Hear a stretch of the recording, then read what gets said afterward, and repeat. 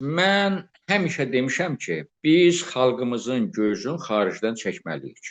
Nə Amerika, nə İngiltərə, nə Almaniya, nə Fransa gəlib burada Azərbaycan xalqının əvəzinə mübarizə aparmayacaq. Və əslində Amerikaya umud olmaq, yaxud da ki, Qərbə umud olmaq biraz xalqı tənbəlləşdirir. Onu ictimai məsuliyyətdən azad edir. Mübarizə əzmin azaldır ki, onsuz da onlar gəlib nə isə eləyəcək də, mənim bu təhlükəli zamanda ortaya araya düşməyimin nə faydası var? Ona görə də mən və biz Milli Şura olaraq, Azərbaycan Xalq Cəbhəsi Partiyası həmişə bu fikirdə olub ki, dəyişikliyin